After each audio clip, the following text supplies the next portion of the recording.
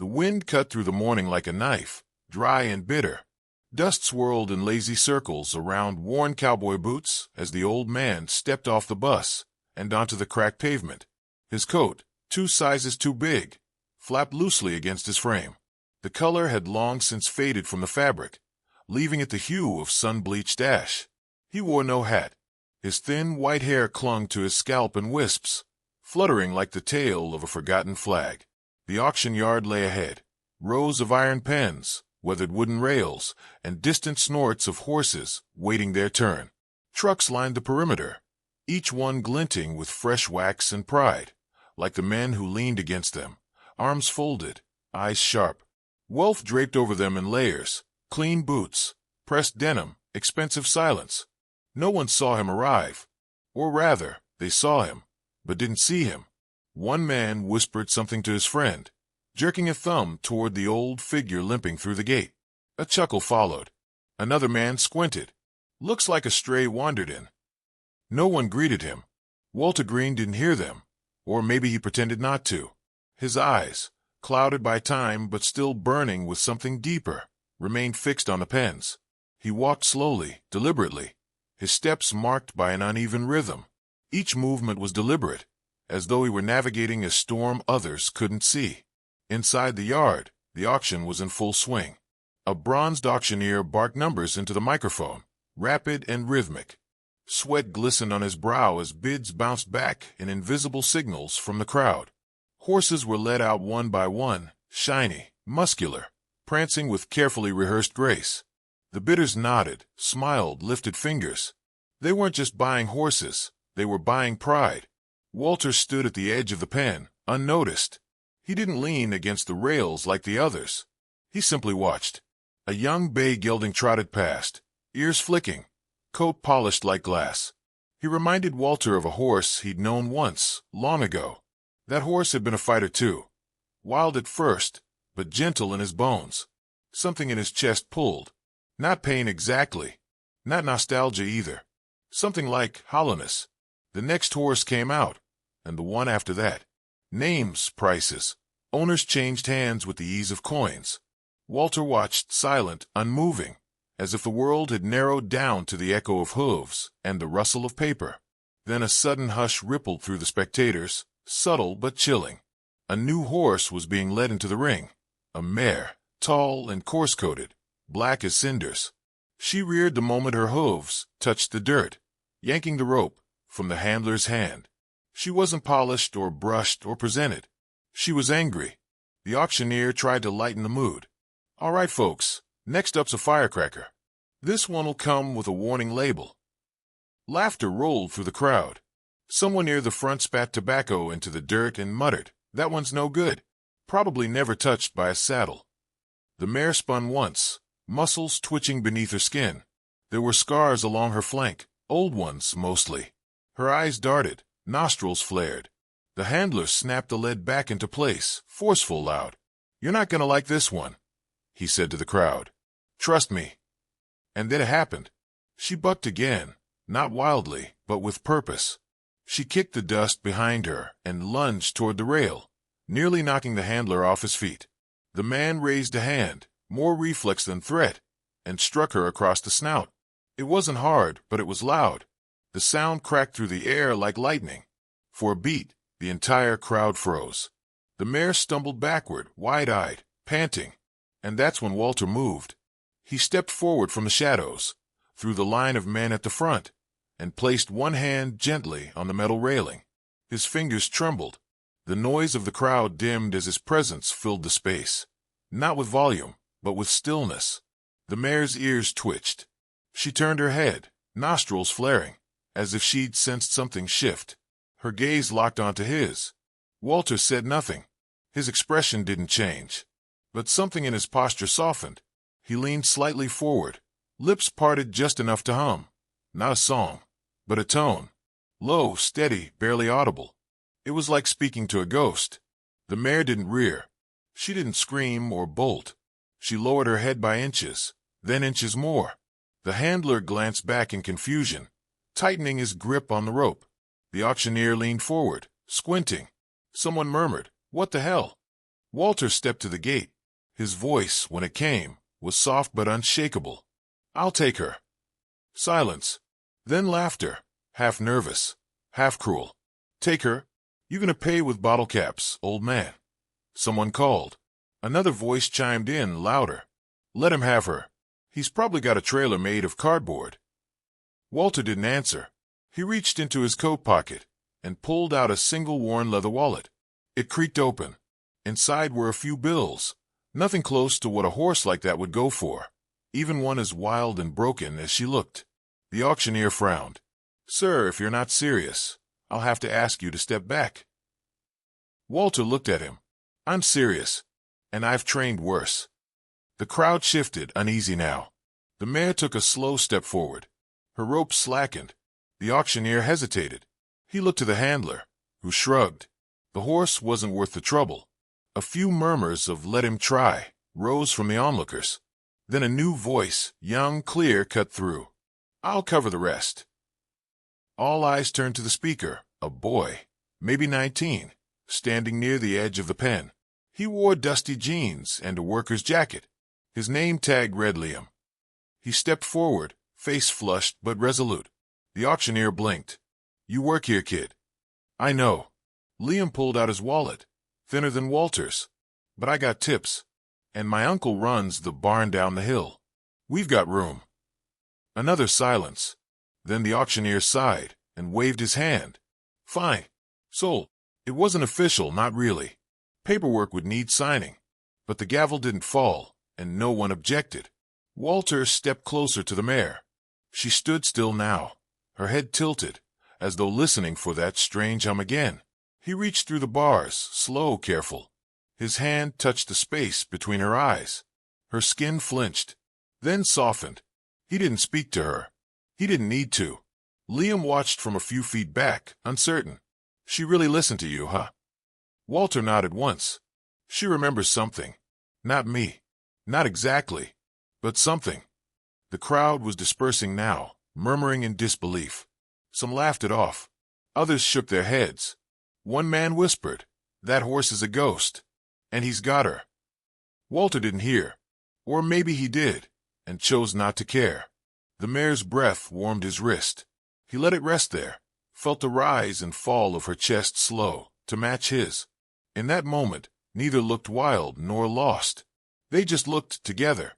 And for the first time in a very long while, Walter Green didn't feel invisible.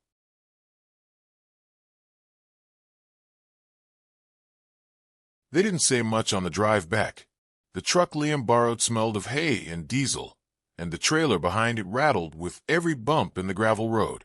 Walter sat in the passenger seat, hands folded in his lap, staring straight ahead as the mountains slipped by like ghosts. The mare hadn't made a sound since they left the yard. She stood in the trailer, still as a shadow. Liam checked the mirror more than once, expecting to see her rearing again or throwing her weight against the doors. But she didn't. She just stood there, watching. "She's calmer than I thought," Liam said finally. Walter didn't answer right away. When he did, his voice was quiet, dry as the dust on his boots. "She's thinking. That's worse than panic sometimes." Liam frowned but didn't press. He hadn't meant to be part of this. He just felt something when the old man had stepped forward, something that pulled at the part of him he didn't show most people. He'd worked the auction yard since he was 16. He'd seen horses whipped, broken, sold like rusted tools. But this one, the mare and the man, something about them had stopped time for a second.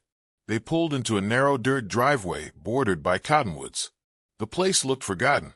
The barn leaned slightly to one side, roof patched with metal sheets of different colors. The fencing around the small pasture was rough-hewn, and the house beyond it hadn't seen paint in years. Liam cut the engine. "This it?" Walter nodded. "It'll do." Together, they opened the trailer. The mare didn't bolt. She stepped out slowly, cautiously, as though testing the ground. Her ears swiveled. Her nostrils twitched. But she stayed close. Walter led her by a frayed rope. No halter, no saddle. Just trust. The sun hung low, washing the scene in gold. "You got a stall for her?" Liam asked. Walter looked at the barn. "There's one I can clear. Used to be for another." Liam offered a hesitant smile. You had horses?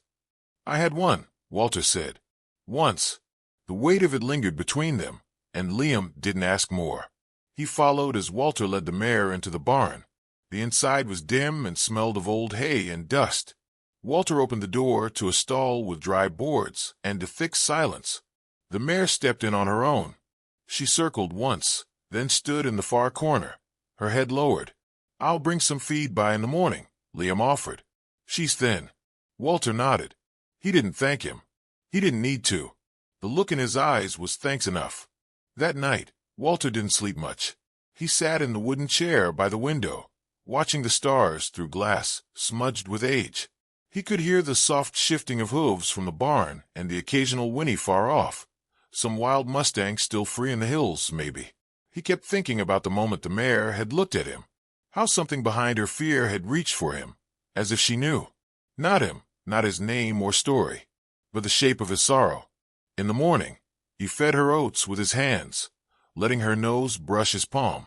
She still flinched sometimes, but less. He didn't try to touch her face again. That would come later, if it came at all. Liam showed up with a saddle over his shoulder. Walter shook his head. Not yet. I figured, Liam said, but I brought it anyway. For days, the pattern held. Walter woke early, moved slow, and spoke softer than wind.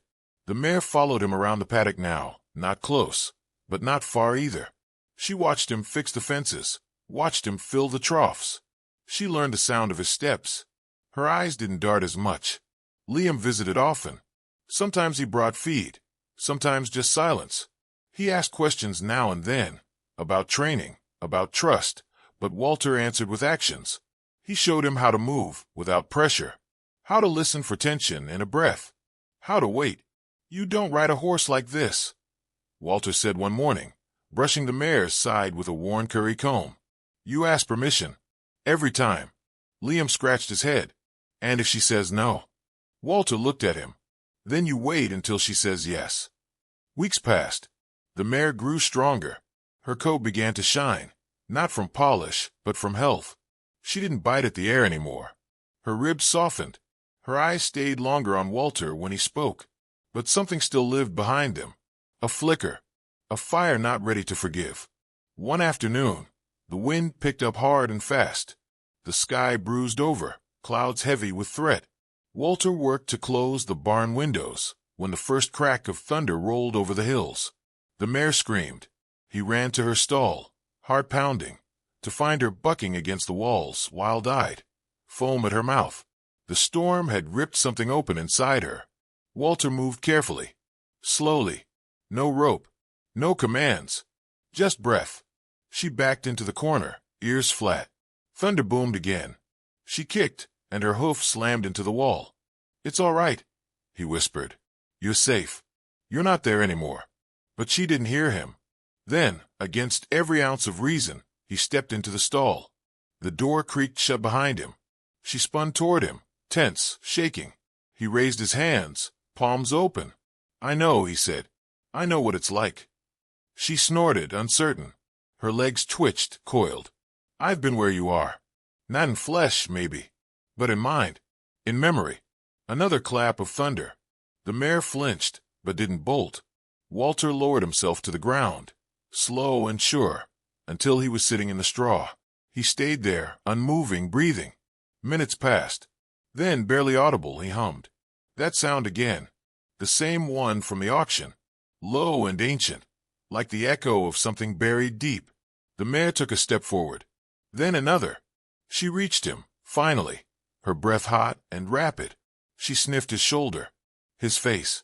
Then, gently, impossibly, she lay down beside him. When Liam arrived the next morning, he found them there. The mare still asleep in the straw. Walter leaning against her side, eyes open, a strange peace in his expression. She laid down with me, Walter said simply. Liam stood there, stunned. That doesn't happen. Walter looked at him. It does, when there's no fear left. Something shifted between them that morning, not just with the mare, but with the two men. Liam stopped coming as a helper. He came as a student. Walter told him about the war eventually, about the horse he'd trained overseas, the one that had run messages through gunfire, saved lives, and been sold to slaughter when it ended. Walter had tried to buy him back. Failed. I left everything behind after that, he said. I figured I wasn't meant to hold on to anything. But the mare had changed that. Just a little. They didn't name her. Walter said names were earned, but he called her girl sometimes, with a softness that meant more than a name ever could. Then, one crisp morning, Liam brought the saddle again. Set it down without saying a word. Walter looked at it, then at the mare. She didn't flinch. He reached for the blanket. It was time. Walter cinched the girth with practiced care, his hands slow and deliberate. The mare stood still beneath him, her sides rising and falling in calm rhythm. She no longer pulled away from his touch. The storm had changed something in her, or maybe in both of them. Whatever fear remained was buried under a growing trust. The saddle rested on her back, like it had always belonged there. Liam stood just outside the stall, holding his breath. "You sure she's ready?" "No," Walter said, with a glimmer in his voice. "But I think she's willing." That was enough. The first ride wasn't dramatic. Walter didn't leap into the saddle like some storybook hero. He climbed slowly, carefully, one boot in the stirrup, then the other. The mare tensed, but didn't bolt. She turned her head slightly, as if to look back at him, just to be sure it was him. He whispered something no one else could hear, and she took a step forward. Then another. The rhythm returned to Walter's body like a forgotten song. Each sway of her movement brought back memories of long rides through sunburned hills, of watching the world stretch out and vanish behind the ears of a trusted horse. His spine straightened, his grip loosened. He didn't need to guide her. She just went. Liam followed on foot, watching with awe. "She's like a different animal." "No," Walter said softly. "She's the same. I just finally listened." They didn't go far that day. Just around the old pasture, past the broken fence and the quiet house. But it was enough to shake something loose inside Walter's chest. For the first time in years, he felt not just alive, but connected. To her, to the land, to something bigger. Word of the ride spread faster than either man expected. By the end of the week, a neighbor stopped by. Then another. Folks who hadn't spoken to Walter in years, curious about the old man and the mare who'd once screamed her way through an auction. They asked if it was true, if he'd really taken that wild thing in and ridden her. Walter didn't brag. He let them see for themselves. And when the mare trotted willingly across the pasture, her head high, people clapped. Some cried. A few just stood silent, unable to explain why it moved them. It wasn't about the ride. It was about the healing. Still, Walter knew it couldn't last. Not like this. She was young, strong, meant for more than a quiet paddock and a man with old bones. She needed hills to run and someone who'd ride her long and far. Someone with years ahead of them. Walter could see it, even if it broke something inside him. So one evening, he sat on the porch with Liam and asked the question that had been growing quietly behind his eyes. "If something ever happened to me, would you take her?" Liam blinked. "What do you mean if?" "You planning to disappear?" Walter gave a half-smile. "Nothing lasts forever." Liam looked at the mare, grazing near the fence line. "I'd be honored." Walter nodded. "Don't let her forget what she learned." "I won't," Liam promised. Then paused. "But don't go dying just yet. She's still got more to teach you, too." They laughed, but the silence after felt heavy with truth. Autumn came fast. The trees turned gold and red, and the mountains began wearing their frost. Walter rode less, walked slower. The mare never strayed far from him. She followed him like a shadow now, quiet and constant. One morning, Liam found Walter seated on the porch, wrapped in an old wool blanket, staring at the horizon. "You all right?" he asked. Walter didn't answer immediately. Then he said, "I had a dream." "About what?"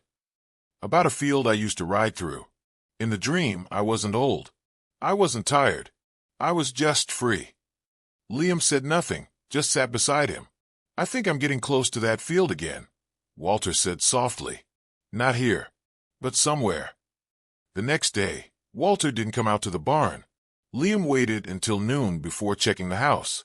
He found him in the chair by the window, hands folded in his lap, peaceful, still.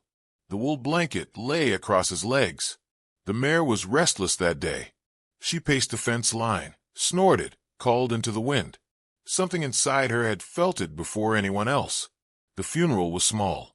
Just a few old friends, some folks from the auction yard, and Liam. No preacher, no pomp, just a wooden box and a sky full of clouds. They buried him under the cottonwoods, near the edge of the pasture where he used to sit and watch the sunset. Liam stayed at the house that night. He slept little. Too much emotion, too many memories replaying through his mind like scenes from a film he couldn't pause. In the morning, he walked to the barn. The mare was waiting. She stepped toward him, slow but sure. He reached for the bridle. She didn't pull away. They rode together that day, across the hills Walter had once spoken of. She moved like fire, like memory, like everything left unsaid. Liam didn't guide her. He let her go where she wanted. They stopped at the ridge, where the land dropped away into a valley painted gold with autumn. Liam dismounted. He stood beside her, hand resting on her shoulder. "Thank you," he whispered. He wasn't sure if he meant it for her, for Walter, or for all of it. He looked toward the sky. The wind blew through the trees, rustling the leaves like distant applause. When he turned back, the mare was looking at him, not as a rider, not as a stranger, but as a partner. He smiled. They rode back in silence. The house stayed quiet in the months that followed. Liam came each morning to feed and brush her, to talk in low tones like Walter had. He read the old man's notebooks, pages filled with sketches and scribbled wisdom. He learned. He listened. And slowly, an idea began to take shape. He fixed the barn, repaired the fence, painted the house. Then he opened the gate. He didn't sell her. He didn't lock her up. He let her run again, out into the pasture, out into the hills, just like Walter would have wanted. People came, not in crowds, but in steady trickles, to see the horse who had changed a man, to talk about the one who'd changed her back. They called it healing. They called it magic. But Liam knew the truth. It was just love. Patient, painful, stubborn love. And every time the mare galloped across that field, with her mane flying and her hooves carving thunder into the earth, it was like Walter was still there, watching from the porch, humming that low, forgotten tune. Time moved forward. The mare grew older. So did Liam. But the story never faded. And long after both were gone, people still spoke of the old man who walked into the auction alone, and the horse who brought him back to life.